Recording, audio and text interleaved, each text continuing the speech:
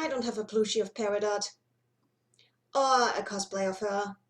So, I guess today I'll be accompanied by Peridot and Amethyst and Amethyst and Amethyst and I have a lot of amethysts.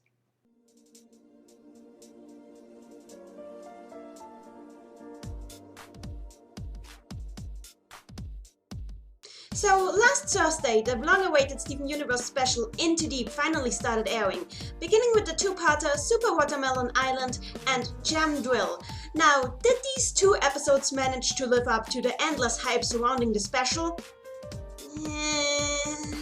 In my personal opinion, the episodes were a little underwhelming. Not because they were bad. Honestly, bad Steven Universe episodes are incredibly rare ever since Ocean Gem aired, which pays testimony to the deep passion and dedication of the show's staff to their work. But at the same time, a lot of these two episodes felt like a missed opportunity. I think a big problem is the fact that these two episodes were aired and treated as a two-parter, when really they covered a wrap-up of two entirely separate storylines, each of which would have been deserving of a two-parter all of its own. There was so much build-up for each of these two storylines, not just in the fandom, but also within the show itself, that it just felt a little anticlimactic to see them resolved so quickly and at the same time. Usually, Steven Universe is surprisingly good at avoiding its episode's short runtime interfering with the show's story-driven nature, but this time around everything honestly felt just a tad rushed. Let's go through the episodes real quickly. Super Watermelon Island begins with Steven waking up in the body of one of the Watermelon Stevens he created and sent off to live on their own back in Season 1. Anyone who's seen Chileted immediately knows what's going on here, and that Steven is using his latent telepathic abilities to transfer his consciousness into the mind of another being. While this is an ability he's previously been confirmed to have, it's not been used ever since, so it's pretty cool to see it applied in such a creative way here. We get to see the village of the Watermelon Stevens, and it's honestly an incredibly cute scene, combining a lot of cartoon cliches with new twists on them. I especially loved it when he saw the young Melons worship the late Baby Melon, who sacrificed himself back in Season 1.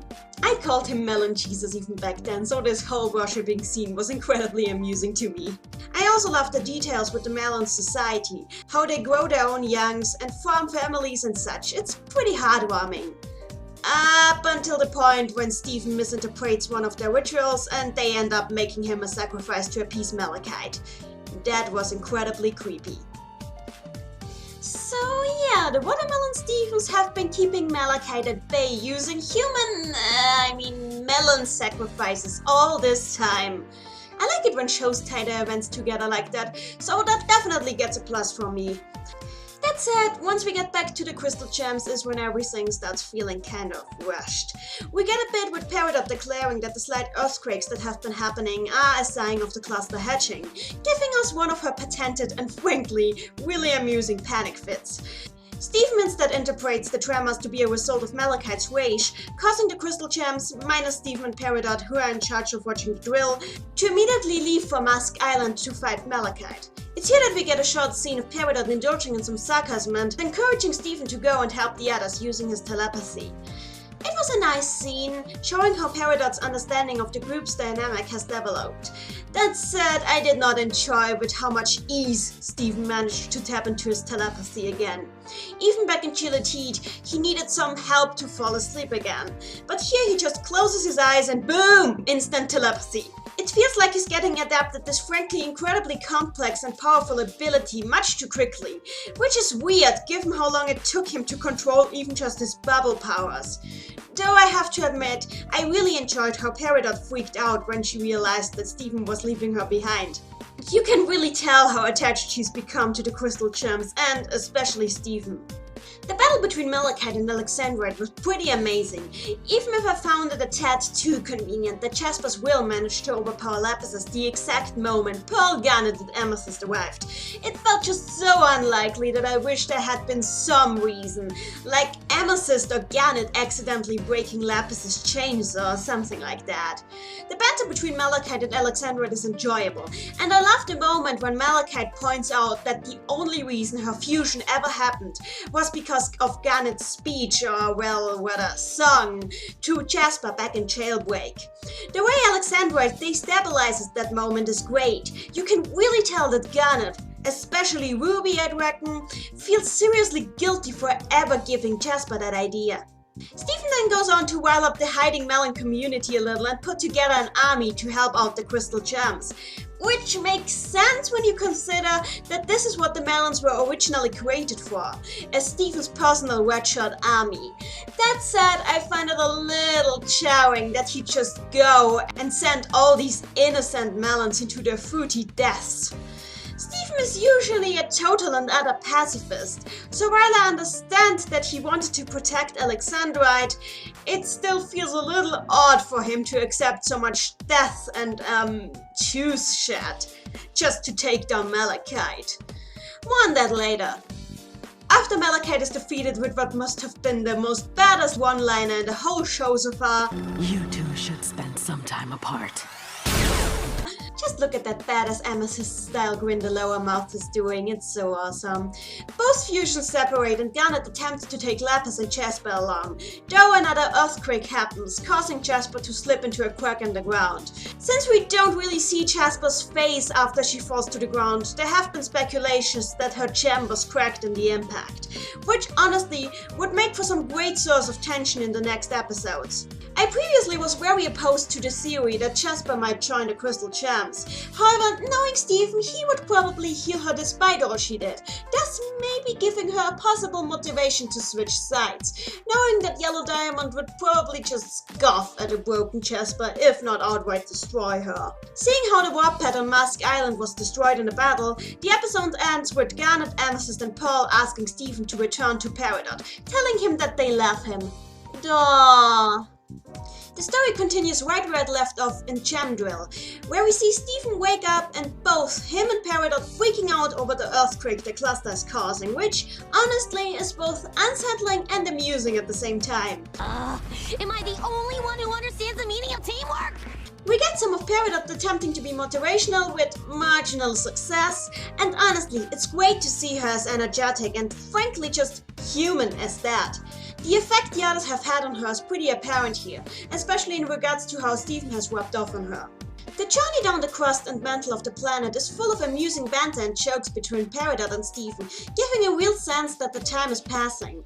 It's outright sad that the full journey takes 2 hours, albeit what we see is condensed down to a couple of minutes. It's yet another bonding experience between Peridot and Stephen, and while I feel that we've had enough of those already, it's still pretty cute to see. Especially once the drill reaches the Earth's mantle, and Peridot explains how the magma they're passing through has a chance of forming Peridots once it cools. Even though she claims she holds no feelings for Homeworld, you can tell from the nostalgic look on her face that the idea of being close to her own kin is still dear to her, which could make for an interesting conflict later on. The whole scene with Peridot talking about her regrets regarding Homeworld and her newfound attachment to the Crystal Gems is really heartfelt, and feels like a good bit of closure for the arc she went through those past 10 or so episodes. Also, how adept she's become with Earth technology. Something doesn't feel right about this. Then use the D-pad. Peridot also explains the concept of shattered gems to us once more, making it clear once and for all that the broken minds of these gems want nothing but to find their missing shards and a chance of becoming whole again. The whole idea is pretty frightening since it pretty much confirms that death does not exist to gems, only being split into smaller and smaller fragments of your psyche. That's a pretty terrifying concept to think about. Heck, even freaking Madoka Magica was nice enough to have the souls of the magical girls disappear as soon as the soul gems were shattered. It didn't have them turn into a mindless army of zombies, searching for the rest of the souls or something. Here's an idea for an AU. Anyway, it's made pretty clear here that Stephen still wants to save the gem shards' lives, even though they are only fragments of the people they used to be, which becomes crucial when he sees the cluster and has doubts about their mission. It's also becoming increasingly clear that destroying the cluster with this one tiny drill that the Crystal Gems have built was really just a pipe dream at best. And Stephen and Peridot are all but prepared to say their final words to each other. Steven, I'm sorry I couldn't save you or the billions of other life forms who matter far, far less to me. Do you have any last words? I love you, Peridot. Wow, thanks. However, when the drill hits the cluster, Stephen's telepathy kicks into action again for the second time in 2 episodes, and he begins communicating with the cluster's fragmented mind, trying to make it aware that taking physical form is not going to recover the lost fragments of the psyches of the gems trapped in the fusion. Interestingly, Stephen's solution here is to suggest to the fragmented gem minds that they should complete each other, rather than searching for the remaining shards, and he actually has some success there. Stephen manages to convince the cluster's fragmented psyche to encase itself in a bubble to prevent the planet-destroying monstrosity from forming, ending the episode with both the Earth and the cluster still in one piece. Honestly, these 2 episodes were pretty enjoyable, and I'm probably going to rewatch them a lot more times in the days to come. However, as I mentioned before, too much happened in these 2 episodes, and I feel this 2-parter should either have been fully dedicated to Malachite or fully dedicated to the cluster. Both at once was just too much, since it didn't really give us viewers much time to process what was happening on screen. In fact, on my first watch I didn't even realize that Malachite and Alexandroid had destroyed the warp pad, making me rather confused as to why GA and P took so long to return from Mask Island. Something I felt was especially jarring with these 2 episodes coming in fast succession was that it had 2 so fundamentally different uses of Stephen's telepathic abilities coming right one after another, after one whole season of the power being used only once. I guess you could argue that Stephen was becoming more adept at it, but there was just no build-up whatsoever to this immense use of telepathy other than Chilled Heat 1 season ago. It sort of felt like it came out of nowhere. To a lesser extent, I felt bothered by how Stephen has no problem with sending an army of sentient red-shot melons to their deaths in 1 episode, but then loudly laments the impeding destruction of already fragmented gem mines in the next. Usually I buy Stephen's pacifism wholeheartedly, but here it felt hypocritical precisely because this episode was sold as a 2-parter with Super Watermelon Island. If Stephen had at least shown some regret for all the melons he sent to their deaths, maybe I wouldn't have had such a problem with it then. A lot of the events of the episodes felt a bit too convenient with their timing and placement too. So, the Watermelon Stephens happened to find the precise island we knew from previous episodes, which was also precisely where Malachite happened to be trapped. And Stephen's telepathy activated precisely when Malachite was about to break free of Lapis's chains, which also just so happened to be precisely the day that the cluster would activate. What are the freaking odds? On a more positive note though, while many other people take umbrage with the ending of Gem Drill, I have to defend that one a bit. A lot of people call the ending a shameless, power of friendship type Deus Ex Machina to a long built up, long hyped up, large scale threat. And that may be true, but at the same time I also understand that in this show and universe, there really would have been no other, let alone better way to resolve this issue. While I have some issues with how the scene was written, something about the fragmented gem mines dialogue sort of irked me, and I'm still not a friend of the sudden overuse of Stephen's telepathy, the resolution itself was perfectly in tune with the message of the series. The show has a big theme of identity and relationships, and both of that was wonderfully exemplified in this scene. It's well known that fusions in Steven Universe are meant to symbolize relationships of all kinds, and I feel the cluster is no exception. The gem mines within the cluster were forced together, but separated through the desire to return to their old identities. Stephen took a first step towards tearing down that wall, allowing the gem fragments to connect and bond, creating a new identity together. Now, a lot of my viewers here probably know that I'm a huge fan of the Persona series of video games, so these themes aren't exactly new to me. The Persona games also have a big theme of how identities are found, developed and created through relationships.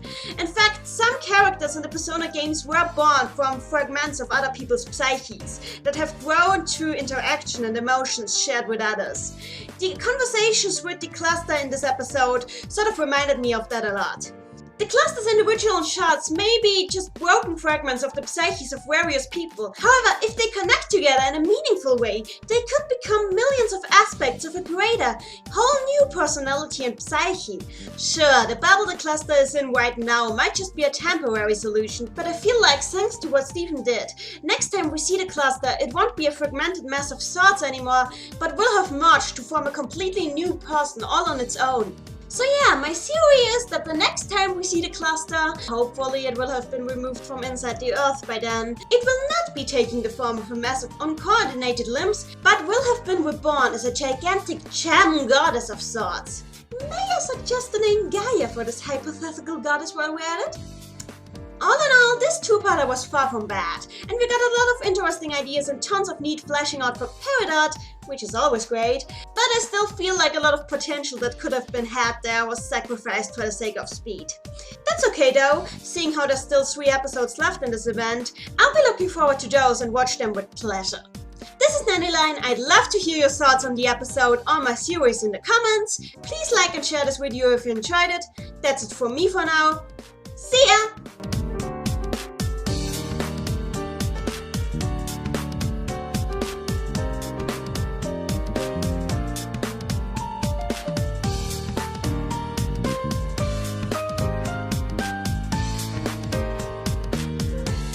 Life and death and love and birth and peace and war on the planet Both fusions separate Earth. and Garnet attempts to take Lesper and Shepard. Come on and sing it with me. The words relate to the key.